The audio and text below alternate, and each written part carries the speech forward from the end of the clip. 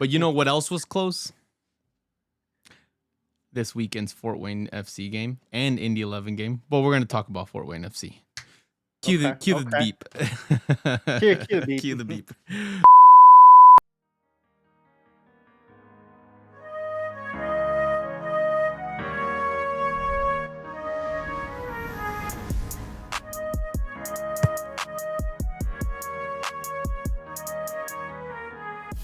All right. So Fort Wayne FC. What is there to say about Fort Wayne FC? First of all, welcome back to One Touch.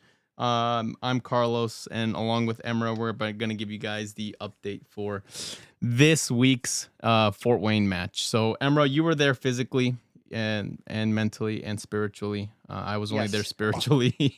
Yeah, you're only there spiritually. What can you tell us about that game? It was a fun match.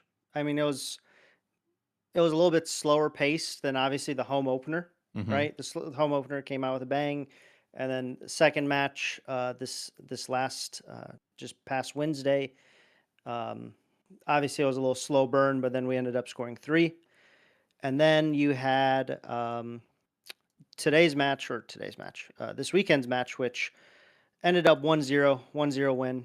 It's one of those kind of games that you kind of have to win if you want to be like a serious team, if you want Yeah. to be a top 3 level team, or, get yourself to the playoffs, you have to win these kind of games where it's like neither team's really giving up anything. And then all of a sudden you get a goal, you're going into the half 1-0 up. And then the rest of the second half, you got to try to figure out how to not, concede, as well as maybe even like extend your lead. Yeah. But it was a good goal. Tag Healy again scores. Uh, Abby with the assist, I believe, and then The leave. Recall with the dummy right there was pretty clever. Sexy. Yeah, all of that Sexy was leave. incredible. Like, Yeah. just it was Rempel actually. He had a really good match. Yeah. I was telling you after the game, Rempel had a really good match. He just keeps everything calm and collected over on that left side. Yeah, well, I mean, I was watching. So when I was watching him, one, he was very patient. Defensively, he was very patient, Yeah. waiting for the guy to make his move before he struck. And sometimes that can be Yes. like a really bad defensive error where you basically bite as a defender Yeah. before, which leaves you hanging. So if you extend or overextend, then you're just stuck there. But Michael did not do that. He basically Yeah. waited patiently. And sometimes it's tough because you don't know what the guy can do or what's his strengths are Yeah, going to be. So who knows what the scouting reports are? Like, I'm I'm sure their coaches, their analyst is on it, but I'm just so curious, like, what a USL team's scouting report is on another USL team outside of the highlights they get yeah, that USL One is posting, or the entire match. Obviously, they probably have access to that, but um, but whatever. obviously, you just have a thin profile on every single player, Right, assumingly. right. So it Yeah, sounds like just with that thin profile that we had on whatever Rumpel had on the yeah, game, it was enough for him to just do his yeah. job. So that was I do want to pretty say that solid. we played from the back a lot better. We were way more comfortable. Mm-hmm. That defensive pairing, Tiago and Reed in the back, no problems. Shipman's really calm with the ball as well. Mm-hmm. I mean, he's really like making a name for himself with these saves. Yeah, But like, I think just with the ball at his feet, also perfectly fine. yeah. He can boot it upfield if he wants to, but he could also just play it out the back as well. I did a Um, little research on Shipman just because I was curious. From my understanding, I think he's like he was born in Germany, so he's German, but also a yeah, Philippine. Munster, So like Munster. he plays for like he selected Philippines to Yeah. be his national team. So he has to have I Hmm. think he has like a little bit of both. There wasn't a lot of information for me to grab from, but all Yeah. I know is that he was born in Germany. He played for a Yeah. little bit in Germany, so like Schalke's 04, the B Hmm. team or the team 2. He played for them for a little bit, played for a Yep. couple more German teams and then made his way over to US, which ultimately means he has professional experience. So I mean, Yeah. this is not like his first go around. Yeah. So And that's I probably what you want as yeah, a goalkeeper. Even, even as a brand new professional team, you probably want some like professionalism across the board everywhere, but probably especially in goal. yeah. So a couple of saves that he had. There was one that was like there was one on the 6th minute. I don't think he saved that. I think that hit the woodwork. On the 12th minute, he got another save. That was an easy save. He just came straight to him, so Yeah. he just grabbed. Yep. On the 13th minute, he got another save. That was a big one. On the 28th minute, he had a huge save, which should have been goal. I saw that Should have one been. in person, and Yeah. um, Yeah. I was actually very surprised. I might be able Yeah. to pull that one up here in a little bit. And They did then, the Westchester did hit the woodwork as well, like in the 73rd, 76th minute, somewhere in the 70 something minute. They yeah. hit the woodwork, but I'm pretty sure he had it covered and he just kind of like he kind of knew his angles, but maybe he was scrambling last second, but See, hitting the woodwork saved him. this is the opportunity. That should have been a goal, but That's a huge Shipman, save. whew, that was That's a a huge save. huge save on his end. It was a huge save on his end. So yeah, I mean, so hats off to him for that. Hats off to Michael Rempel for, is it Rempel or Rempel? Rempel. Rempel. Michael He's Rempel from for his Paraguay. defense from Paraguay. No Paraguay. way.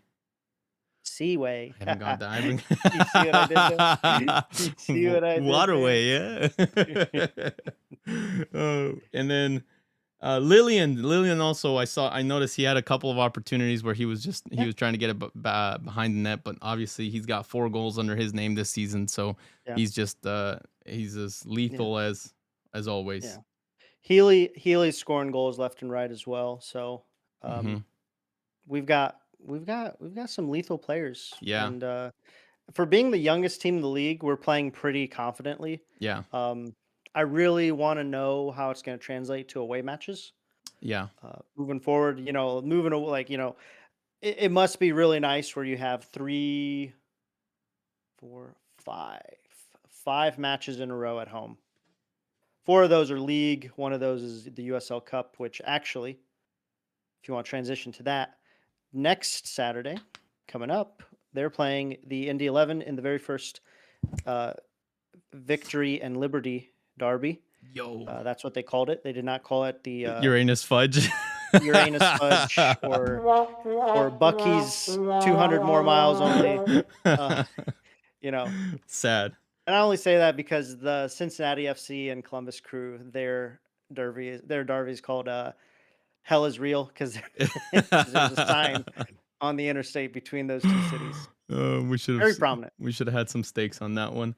Yeah. Yeah, well, obviously we're gonna be at that game. So if you guys catch us out there, we're gonna be out there. We're not quite done yet. I just want to call out the man of the match. Obviously, we've been mentioning his name multiple times. Michael Yeah. Rampel. That he was the man of the match. He had a highest rating.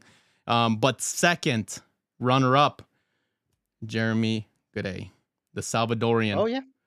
Yep. our savior. He had Hmm. a really solid game. He had just the right passes. I think I see he wasn't.